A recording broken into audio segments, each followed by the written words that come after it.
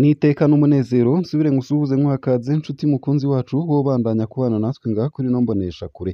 Ndaguhaye kaze, ndaguhaye mwiriwe neza cange mwaramutse bivanye n'aho dukurikira uherereye kuri uwu munsi wa kabiri igenekerezo rya gatanu z'ukwezi kw'icumi na kabiri umwaka w'ibihumbi bibiri na mirongo ibiri na gatatu. Wowe udukurikira uri mu gihugu c'u Burundi ntunyemerere nkuhe kaze nanakwifuriza kubandanya uraroranirwa mu vyo uriko urarangura, ndetse nawe udukurikira uri hakurya y'imbibe z'igihugu c'u Burundi ndaguhaye mwiriwe neza cange mwaramutse bivanye n'aho udukurikira uherereye. Utegerezwa gusa gufyonda sabone cange subscribe nawe utarafyondako, hama ukabandanya urashikirwa n'amakuru, ubutumwa ndetse n'inkuru tubandanya gushikiriza binyuriye ngaha kuri ino mboneshakure imwe rudende ibigutohoreza hama ikabigushikiriza vyose uko vyakabaye kamwe ku kandi mu buryo butosoye kandi butomoye atana kamwe kavuyemwo.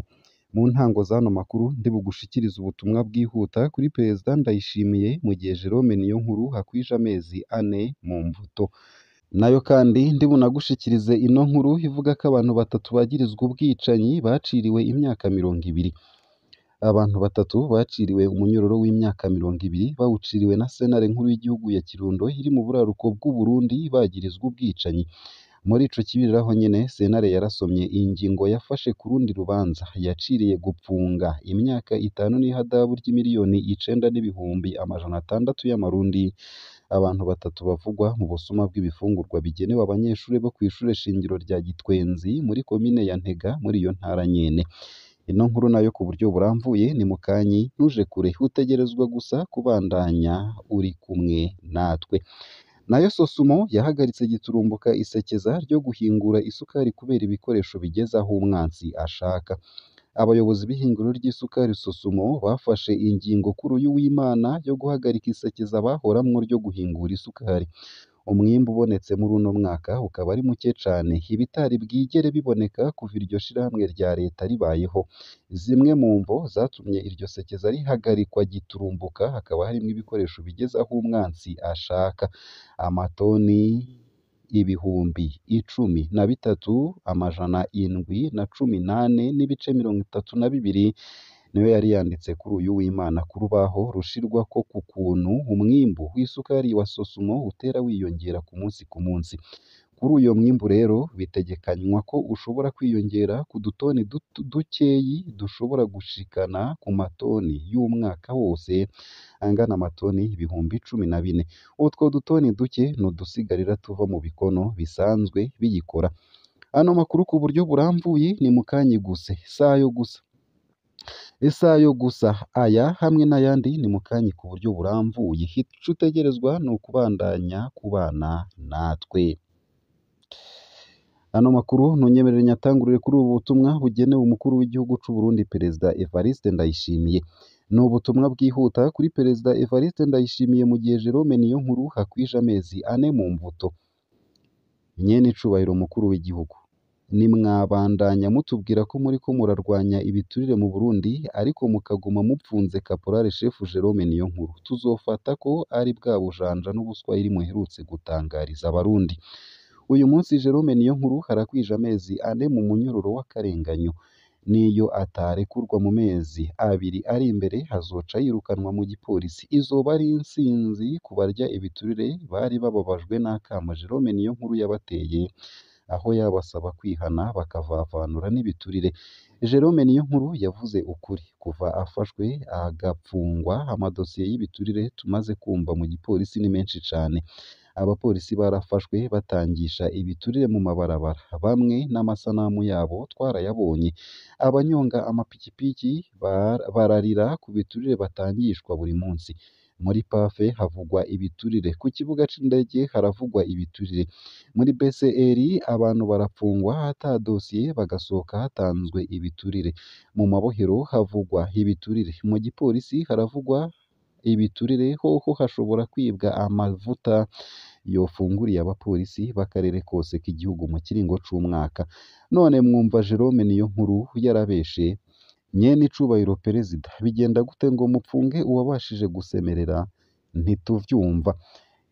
Ubu butumwa nkaba mbusomye ku rukuta rwa Pacifique Nininahazwe.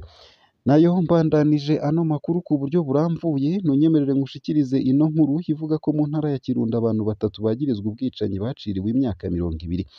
Abantu batatu baciriwe umunyororo w'imyaka 20 bawuciriwe na sentare nkuru y'igihugu ya Kirundo mu buraruko bw'u Burundi bagirizwa ubwicanyi. Muri ico kibiriraho nyene sentare yarasomye ingingo yafashe ku rundi rubanza yaciriye gupfunga imyaka 5 n'ihadabu ry'imiliyoni 9,600 y'amarundi. Abantu batatu bavugwa mu busuma bw'ibifungurwa bigenewe abanyeshure bo kw'ishure shingiro rya Gitwenzi muri komine ya Ntega muri iyo ntara nyene. Kuri Uwimana uheze mu rubanza rw'ikibiriraho imanza zibiri nizo zashashwe. Urwa mbere ni urw'abagabo batatu baciriwe gupfungwa imyaka 6. Abo bagirizwa kwica umugabo w'imyaka 56 kuwa 21 Munyonyo guheze. Uwo mugabo yicishijwe igipanga muri komine Bwambarangwe ku mutumba Mutarishwa muri iyo ntara ya Kirundo. Umwe mu bagirizwa yarejejwe. Haranabaye urubanza rw'abantu banyuruje ibifungurwa vy'abanyeshure bo kw'ishure shingiro rya Gitwenzi.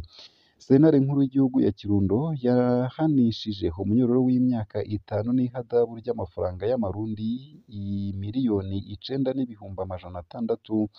Abo bantu batatu harimwo uwujejwe ububiko bw'ibifungurwa, umukuru wa komite ijejwe ivyo bifungurwa abana kw'ishure kuri iryo shure rya Gitwenzi muri komine Ntega, ndetse n'umwigisha wo kuri iryo shure.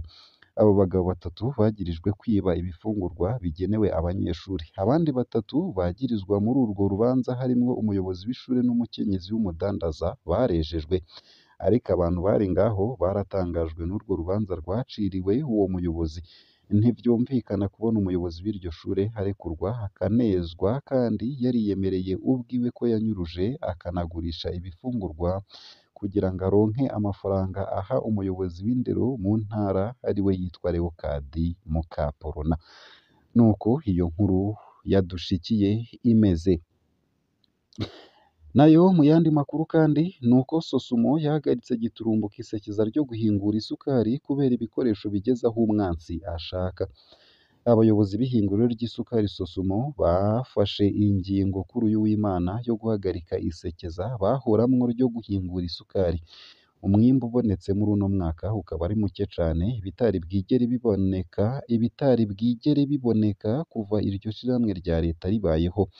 Zimwe mu mvo zatumye iryo sekeza rihagarikwa giturumbuka hakaba harimwo ibikoresho bigeze aho umwansi ashaka.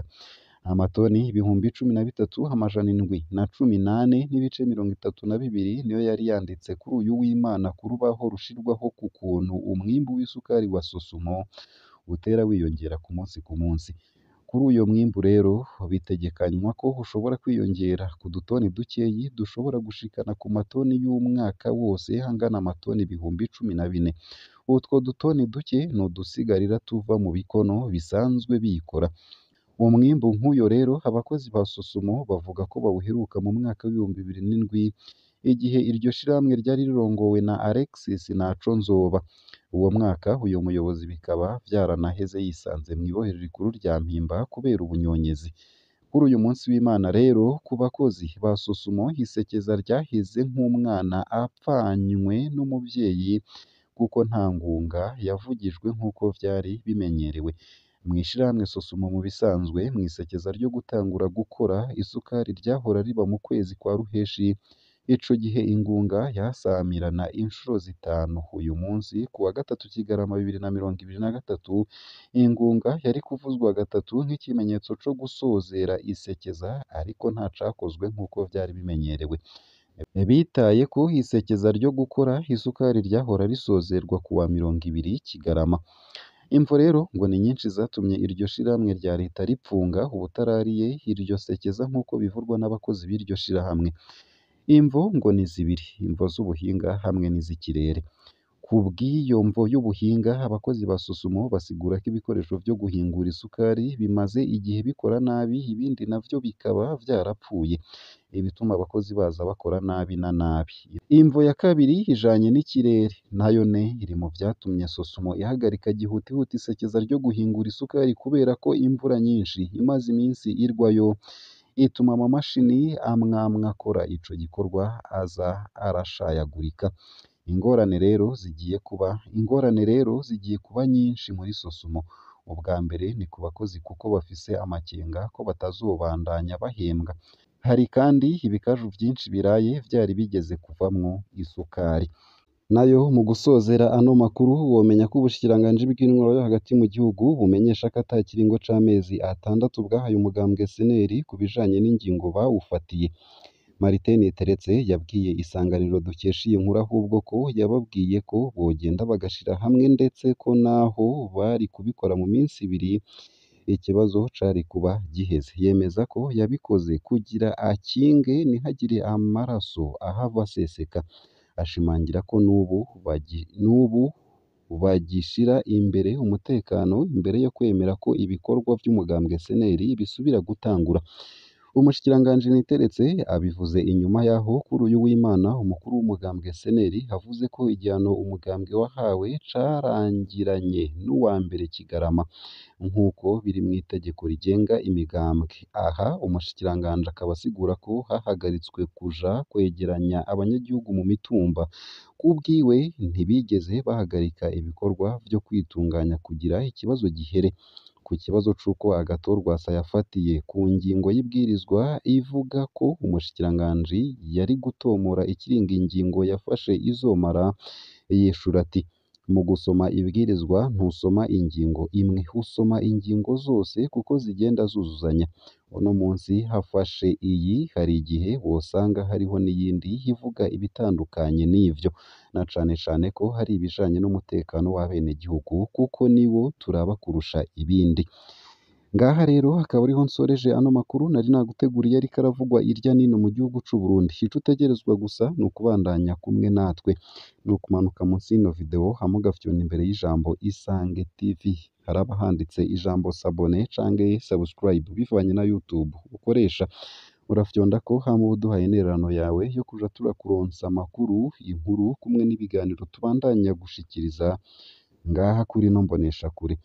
Ugire umunsi mwiza n'ibihe vyiza.